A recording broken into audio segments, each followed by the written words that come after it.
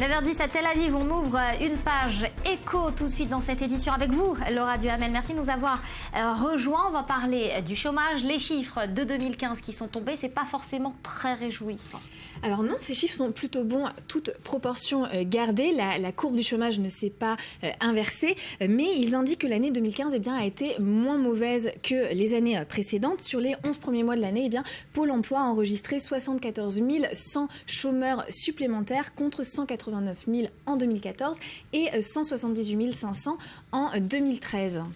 Alors on va continuer à parler économie. C'est une victoire à présent que les chauffeurs de taxi ne vont pas bouder. La société Uber France a été condamnée hier à verser 1,2 million d'euros à l'Union nationale des taxis au titre d'une liquidation d'astreinte selon un jugement du tribunal de grande instance de Paris. Laura, de quoi s'agit-il ?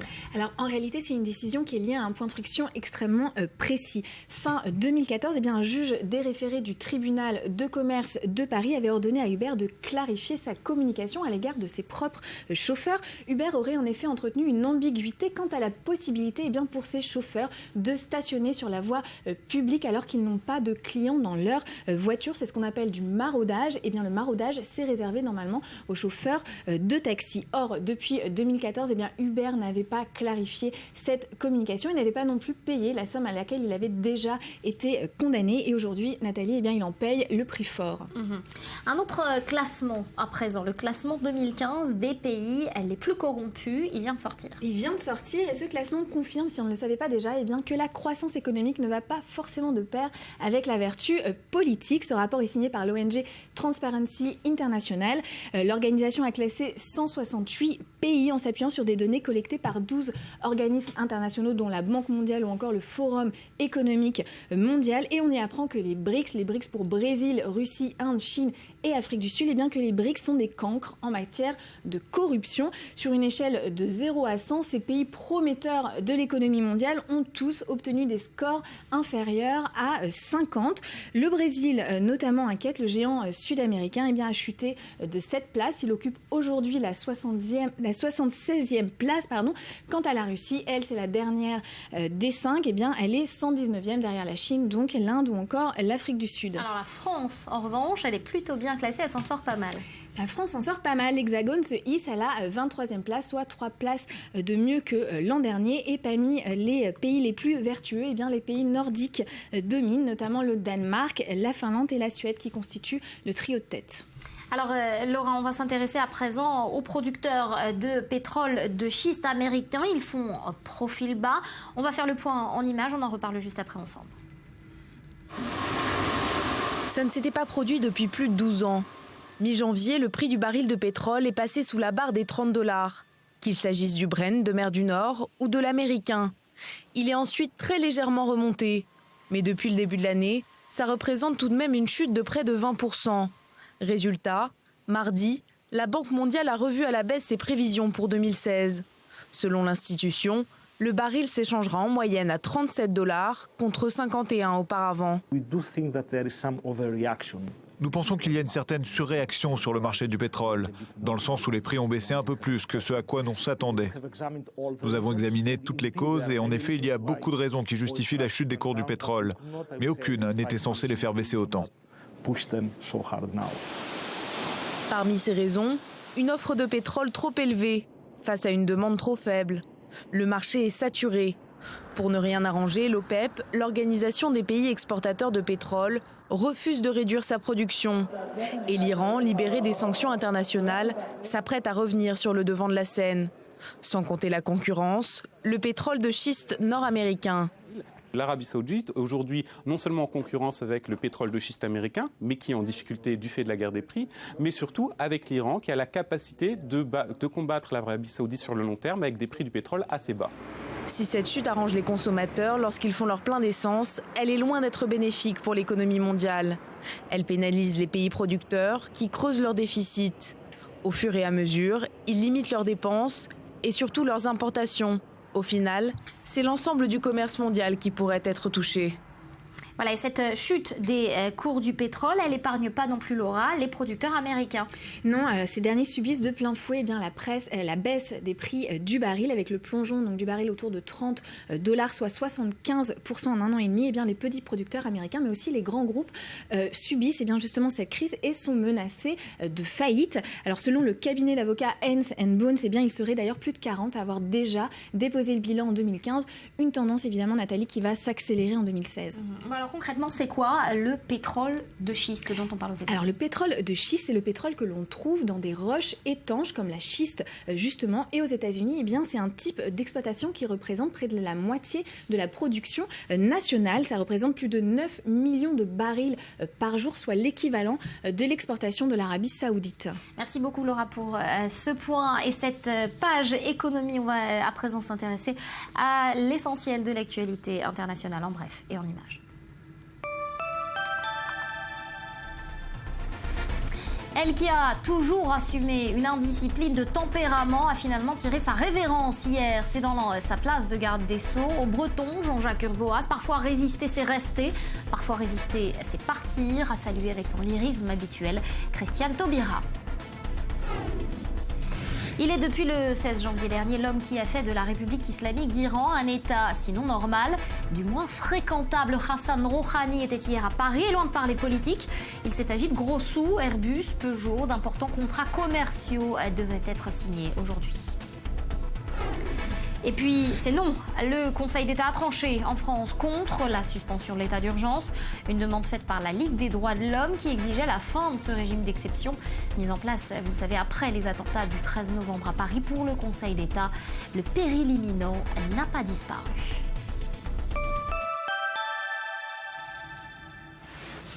Allez, l'actu technologique à présent, on s'intéresse cette semaine à nos pratiques sur Internet et à l'importance de réfléchir à deux fois avant de poster photos, vidéos ou même simples commentaires sur l'actualité. Facebook, Twitter, Instagram sont devenus une mine d'or pour les recruteurs. On comprend que le CV devienne donc obsolète tant nos publications en disent long sur notre mode de vie, tempérament, conviction. À Jérusalem, une start-up israélienne a bien saisi cet enjeu et vous permet peut-être d'éviter un refus d'embauche. On regarde ce reportage signé Johanna Citruc. Des photos de vacances sur la plage, des clichés pris lors d'une soirée ou des statuts parfois critiques. Depuis l'apparition des premiers réseaux sociaux, les utilisateurs n'hésitent pas à raconter, à détailler leur vie sur Internet. Des informations a priori anodines, qui sont pourtant loin d'être sans conséquences. Notamment lors de la recherche d'un emploi. Car avant de recevoir des candidats, les recruteurs n'hésitent pas à scruter leur profil sur Facebook, Twitter ou même Instagram. Par exemple, s'ils voient que vous buvez trop d'alcool, trop d'images avec de l'alcool, si vous parlez d'alcool tout le temps, des images en sous-vêtements aussi, même un simple maillot de bain, c'est totalement légal. Mais les employeurs préfèrent ne pas voir tout cela. Ou alors, lorsque vous avez un langage inapproprié, que vous faites des fautes d'orthographe, de grammaire, toutes ces choses montrent aux employeurs que c'est préférable d'embaucher quelqu'un d'autre.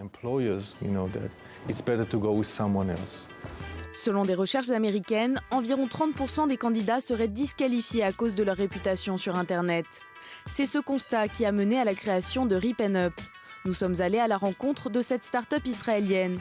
Elle propose à ses utilisateurs d'effacer le contenu potentiellement embarrassant sur les réseaux sociaux. On apporte au monde un nouveau produit qui n'avait jamais été développé avant. Une interface comme la nôtre n'avait pas encore été créée. Donc nous avons dû fabriquer quelque chose de très intuitif pour les utilisateurs. En effet, pour profiter de ce service, rien de très compliqué. Il suffit de se rendre sur le site internet de Rip & Up et de se laisser guider. Ici, vous avez la possibilité d'essayer notre service gratuitement. Donc vous cliquez sur ce bouton et ensuite vous entrez vos coordonnées Facebook. Quelques minutes plus tard, le tour est joué. Tous les statuts inappropriés sont répertoriés, les uns après les autres. Si analyser le texte est gratuit, pour faire le tri dans leurs images, les internautes doivent s'acquitter de $9,95. Maintenant, la question c'est que voulez-vous faire? Nous mettons à disposition des liens. Donc, lorsque vous cliquez dessus, ici, vous obtenez votre statut. Et là, vous pouvez faire en sorte de le nettoyer avec les options que Facebook propose. Vous pouvez l'éditer pour changer le contenu, ou alors vous pouvez simplement supprimer le statut. Pour obtenir ce résultat, plusieurs algorithmes ont été mis au point. Comme nous l'explique le directeur technique de RipenUp, il s'agit d'apprendre aux ordinateurs comment reconnaître une sélection de mots ou d'images. On utilise la technique de l'apprentissage automatique. Donc, nous nous servons des nombreuses données que nous avons préalablement collectées pour définir à quelle catégorie chaque poste appartient. Une technologie mise au point grâce à l'investissement du fonds de capital risque Jérusalem Venture Partners. Résultat, après 1 an de travail acharné, le site compte près de 20 000 utilisateurs. Pour l'heure, l'objectif principal est d'en séduire d'autres. Le service, actuellement disponible en anglais et en hébreu, devrait bientôt voir le jour dans d'autres langages. Ensuite, la prochaine étape sera de faire de RipenUp une société rentable. Et voilà, avec nous sur ce plateau, Sarah Fedida, directrice marketing de l'agence 1948. Bonjour, merci d'avoir accepté notre invitation. Alors ça donne envie, les ordinateurs de plus en plus intelligents pour faire face à nos défaillances, à nous et à nos manquements. Effectivement, aujourd'hui, que ce soit dans le monde du recrutement ou dans d'autres mondes, il est important d'être assidu sur le nettoyage de ces profils sociaux qui sont scrutés, analysés de partout pour maintenir un profil clair avec ce qu'on souhaite devenir. Bon, alors on va parler d'un autre aspect de ces réseaux sociaux. Concrètement, quel arsenal est mis en place quand un usager de Facebook, de Twitter, d'Instagram meurt ? Alors, très bonne question. Ça en revient avec la loi française qui vient d'être votée le 26 janvier, la loi du projet numérique, qui permet aujourd'hui aux utilisateurs d'organiser la manière dont ils souhaitent centraliser les informations après leur mort et à qui ils souhaitent les léguer. Donc, pour reprendre les réseaux principaux, donc nous avons Facebook qui aujourd'hui permet aux utilisateurs de nommer un légataire après leur mort qui vont pouvoir soit créer une page de commémoration du défunt, soit de supprimer le compte, auquel cas la famille pourra télécharger tout l'historique du défunt, ce qui pose encore un problème aujourd'hui majeur pour Facebook, c'est-à-dire le non-respect des données personnelles des personnes qui seront encore en vie avec qui il aurait communiqué. Alors ça c'est pour Facebook, pour Twitter, pour PayPal, on est dans le même état d'esprit ? On est plus ou moins dans le même état d'esprit, chacun avec chaque réseau a sa manière d'analyser la vie après la mort. Twitter d'une manière un peu plus simple, on envoie un certificat de décès, on supprime le compte. Google depuis le 11 avril a créé une sorte de testament numérique qui permet de centraliser toutes ces informations sur les différents produits Google tels que Gmail, YouTube, etc. et de nommer une personne qui va pouvoir s'en charger après la mort et obtenir les accès pour pouvoir supprimer ou continuer ce qui se passait sur ces comptes. On est en plein dans le testament numérique, c'est-à-dire que maintenant quand on décède, on ne doit pas préparer seulement sa succession d'un point de vue légal, je sais pas moi, les appartements, les maisons, les comptes en banque, les machins, mais on organise aussi sa mort d'un point de vue numérique. On l'organise complètement. Aujourd'hui, on voit pas mal de sites comme La vie après la mort, Social Mausoleum ou Afternote, énormément de sites, encore plus aux États-Unis, qui se développent pour permettre de créer une sorte de testament numérique. Testament numérique, premièrement, parce qu'il permet de vraiment faire son testament classique avec un notaire de manière numérique sur le digital. Ça permet aussi de laisser son mot d'adieu, de créer un fonds qui sera libéré pour organiser les funérailles en choisissant déjà ses fleurs, etc. Et enfin, ça permet... Comment ça se passe ? Ça s'organise avant, on prévoit tout avant, on souscrit à un petit bouton, une petite case à cocher sur Facebook ou sur Twitter ou sur tous ces sites. Et pour ce site de testament numérique ? Alors pour Facebook, chaque réseau, il faut le faire à part. Mais il y a effectivement tous ces sites dont je viens de vous parler qui permettent de centraliser tout votre patrimoine en ligne, on va dire ça comme ça, qui rassemble tous vos codes d'accès, qui rassemble toutes les applications sur lesquelles vous êtes enregistré. Et là-bas, vous nommez des légataires qui, après votre décès, vont pouvoir s'en charger. D'accord. Et ça, c'est né après les récents attentats ou est-ce que c'était déjà une réflexion qui avait été menée par le passé ? Alors, aux États-Unis, c'est un sujet qui est très polémiqué actuellement. Chaque réseau reçoit énormément de demandes sur la manière de traiter cette vie après la mort. En France, on voit un projet qui vient d'être voté il y a 2 jours. On se demande si c'est pas en reflet de ce qui vient de se passer avec les attentats.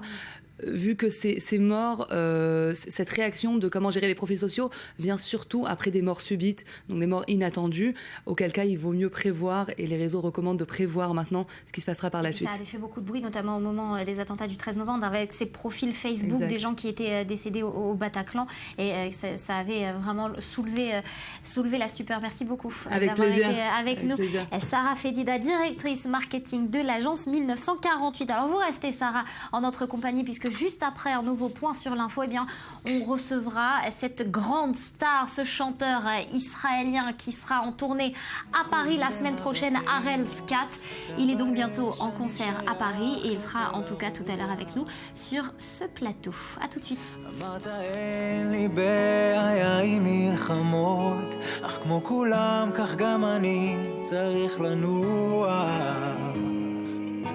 זוכר עצרנו שם, קפואים עד עצמותינו, יושבים ומחכים שיפסק הגשם.